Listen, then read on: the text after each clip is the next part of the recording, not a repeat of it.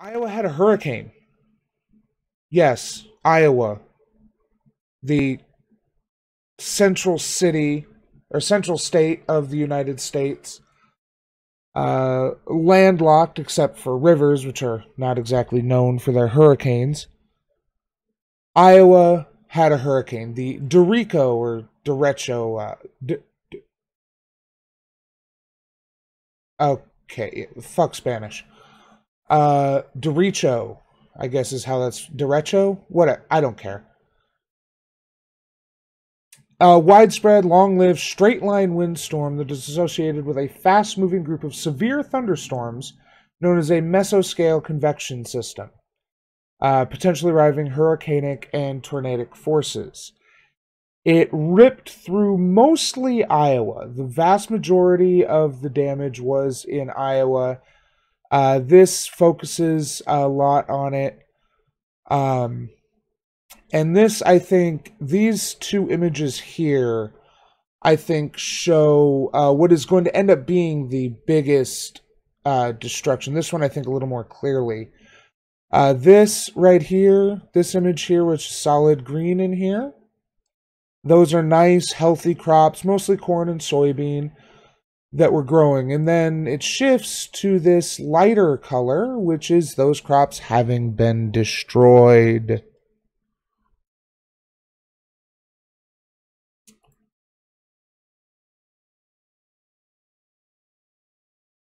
Derecho. Derecho. Okay. Thank you, Dodge. Appreciate it. This is another interesting image they have, and this is on weather.gov, the National Weather Service website, showing the path of loss of power. And you can see how on August 10th, there's quite a bit of lights, particularly in this. This is Cedar Rapids right here, Iowa City, both pretty big metro areas, and this is the Quad City area where I live. And you can see Cedar Rapids is virtually dark. All these small little dots of light are out on the 12th. Iowa City is pretty dark. Hundreds of thousands of people are still a week later without power. And let's see, where did I see... here we go. This is another GIF. Now this only goes to the 13th. So this shows the spread of power outages on the 11th, the 12th, and how it's still, granted, this GIF is 5 days old, so there's certainly more people have been restored. But last I heard there was still, and last I heard was like yesterday, there were like 200,000 people in Iowa still without power. And that is going to have a massive impact on the individual people's lives in Iowa, make no mistake. However, what's more important, I think, to the nation as a whole, is the impact that this image shows. And apparently approximately 1/3 of Iowa's crops, it's corn and soybeans mostly, were destroyed. I haven't heard the impact on livestock, cattle, and things like that.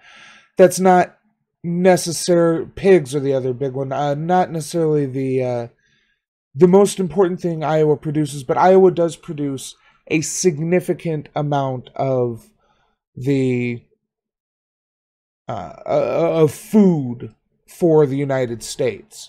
I've read something in the neighborhood of about 1/11 or so of the food is produced in Iowa alone, which is pretty huge. So I don't think it's out of line to say that this destruction, this swath of destruction through the state, destroying crops, which would have been in peak growing. I used to work for, in the summer, I would work for a corn research plant near here, and that July, August time when it's super hot is peak growing time for corn especially. I assume it's similar for soybeans. So these are not replaceable by any means until next season. These are crops that are just fucking gone until next year.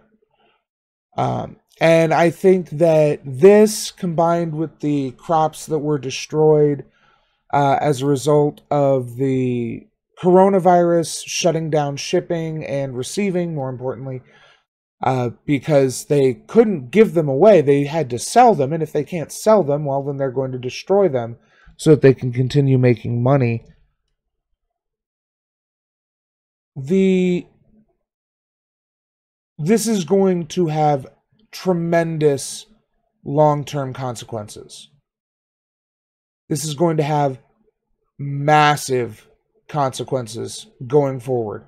We're seeing a massive loss, and this is not just fresh vegetables for your table. This also is going to impact energy, because that corn was also used for ethanol. In fact, it's one of the big things about Iowa is we have massive subsidies for ethanol. There for a while. It's a little bit less true now. I think the subsidies have been reduced or some such, but it used to be cheaper to buy better gas because it included more ethanol than the cheapest grade of what normally the lowest grade of gas. So this is going to have mass effects on that, as well as many other things. I mean, soybeans are used in a lot of shit, as well as corn. This is not just, the ears of corn you get for the barbecue at the supermarket.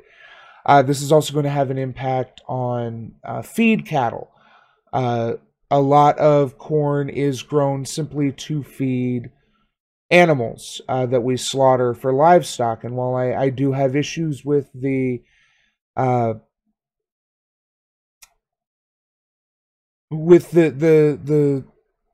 meat industry and the way they treat their animals, that doesn't mean that I want them to starve to death, which not a huge one, but is a possibility with the result of this storm, since a lot of unacceptable crops that can't be sold to market are changed to feed, are sent to cattle ranches and pig farms and whatnot to feed the animals there. So this is going to have massive long-term consequences, and that's, again, not even talking about the consequences of hundreds of thousands of people. A friend of a friend who works at the energy company in this area said that at one point it was 1 million people that Mid-American serviced who were without power. This was Monday night. This was a week ago. Now, many of those people have had power restored, but many have not. And that also will have far-reaching consequences. We're in the middle of Iowa summer. It's not even a heat wave anymore, but hot temperatures, humid temperatures. It's not comfortable being in the just living in Iowa right now unless you've got a fan on you constantly, or as I kind of discovered, even that's not really enough, especially if you're just circulating the same hot air around. Without air conditioning, it is incredibly uncomfortable here, and also we need power to keep our food fresh. Most food is shipped such that it doesn't last very long, particularly the good, healthy stuff. Sure, you can buy stuff that'll sit on a shelf for years, but it's not the healthy food. And it's not the best food for you. So all the meat and fresh fruits and vegetables, dairy products, all these kinds of things. We were fortunate. We got power back just in the nick of time. If we hadn't gotten it back, we would have been forced to to either cook a bunch of the meat we had stored in our freezer or throw it out. We were able to find some ice and keep our dairy products cold. So we were fortunate we didn't lose anything. I am incredibly thankful for that, that we did not lose anything here. But unfortunately, that is not the case for a lot of other people. I imagine, especially with children. It's only adults in my house, so we knew to open the fridge and freezer sparingly and keep it only open for a short amount of time. And, we managed to do that. So pretty much everything we had before the storm survived. But that is not going to be the case for a lot of people who are affected by this, particularly in the Cedar Rapids area where there was a lot greater destruction. I actually looked. Iowa Derecho damage. I mean, if you just look in the images here, you can see even here there were 2 cars crushed by a limb, a tree going down on one of the streets nearby here. You see this. Roads were blocked for days. Yeah, it is a huge amount of destruction. And one thing I read that talked about this, maybe it was no, it wasn't here.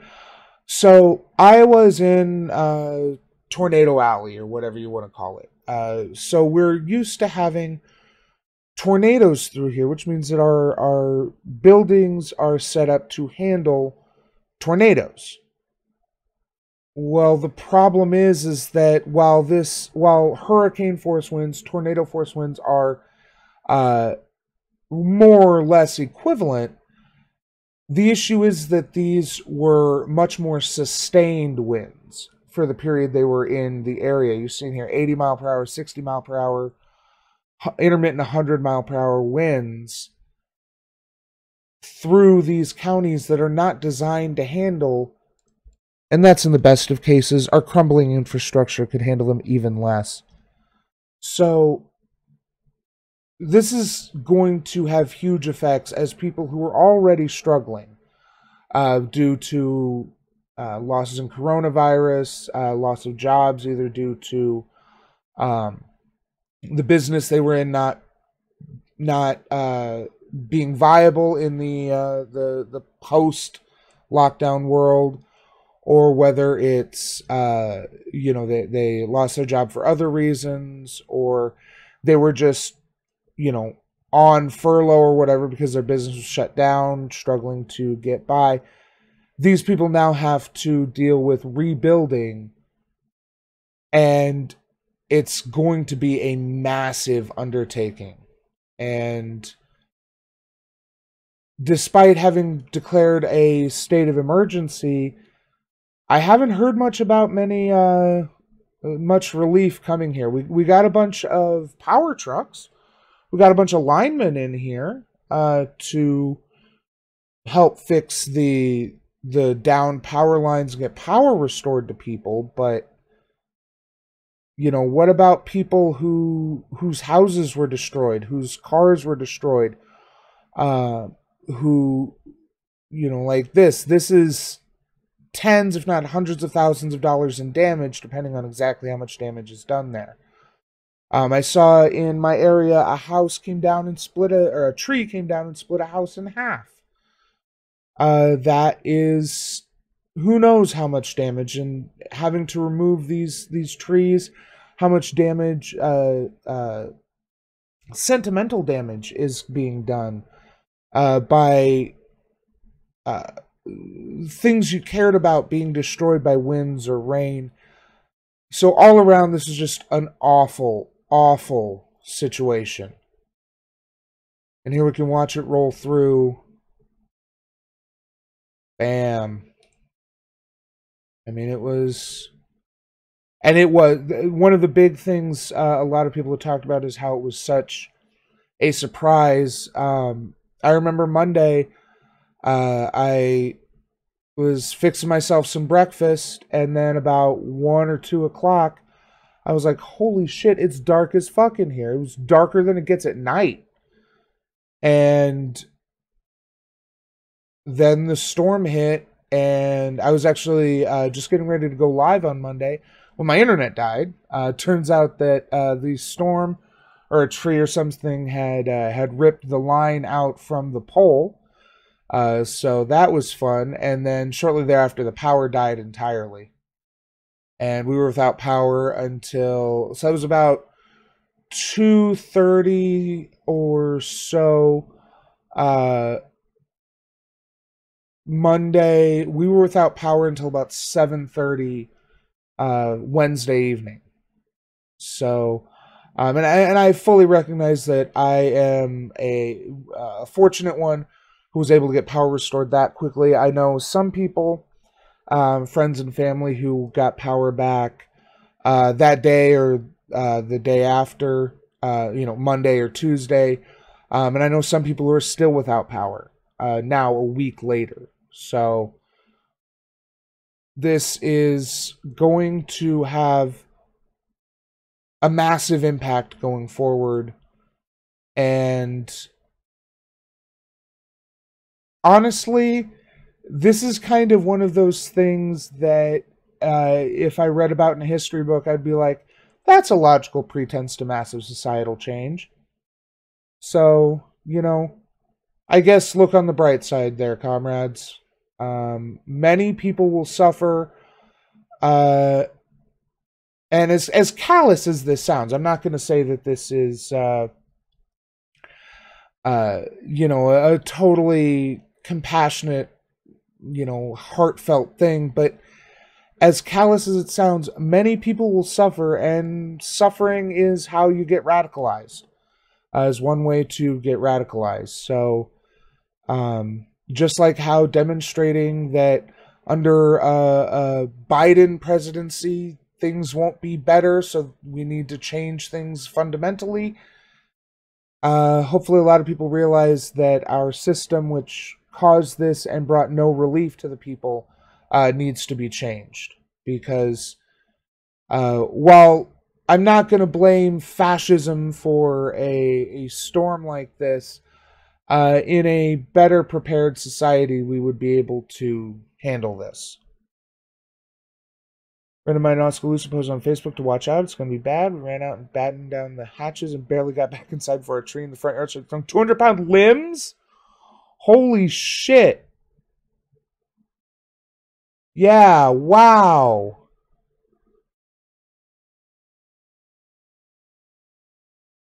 Yeah, I think I remember hearing there was supposed to be a storm, and we kind of watched it roll in, the clouds rolled in. But I didn't hear anything about it being bad, and I don't know that there would have been anything we could have done to prevent the damage. Honestly, if I'm being totally honest, we probably did need to trim the tree limbs back a bit. I'd noticed that they were kind of overhanging the power lines on our property, and that's kind of our responsibility. But it was bad. Wow. Like just limbs and stuff, or shit that fell off your house?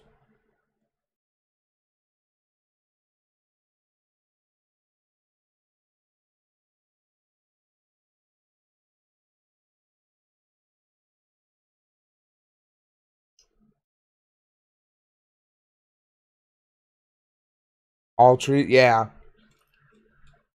Well, hey, at least now you don't have to trim the trees. Always look on the bright side. These are some of our neighbors had trees literally ripped out of the ground. Yeah, a lot of that around here too. I was trying to go to a friend's house, and one of the main so in my city, there's like 3 or 4 east-west arteries and like 3 or 4 north-south arteries that go all the way from the river, which is sort of the southern boundary, to the northern boundary of the city. And I was driving along one of these east-west arteries and got to one of the major north-south arteries that is also an ambulance route, and it was blocked. Like, this is Tuesday or Wednesday. This is a short time, but well after the storm. It was blocked. Completely, there was limbs or a tree in the way. I didn't actually see exactly what was the issue, but the area was blocked. And I made the mistake of trying to navigate my way through the warren of streets, and I discovered that most of the ways through in the area between the two east-west arteries I was trying to get to was blocked by downed trees, or down power, or both. So yeah, it's a bad one, folks. But it's at least we survived. The death toll, I haven't actually heard heard about any kind of massive death toll, which I guess is a good thing. We'll go actually back to, so killed at least 4 people. So that's for a storm that basically jumped through a part of Iowa. 2 more deaths as of the 14th, so that is, well, it's hard to say. Those are all from the 14th, so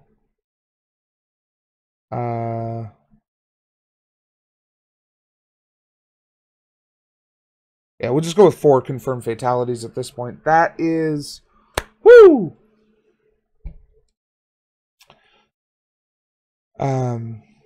Yeah, it seems like 4 is a pretty middling, pretty mid to high death toll for a storm, even a superstorm, in my opinion. I could be wrong about that, but it seems like,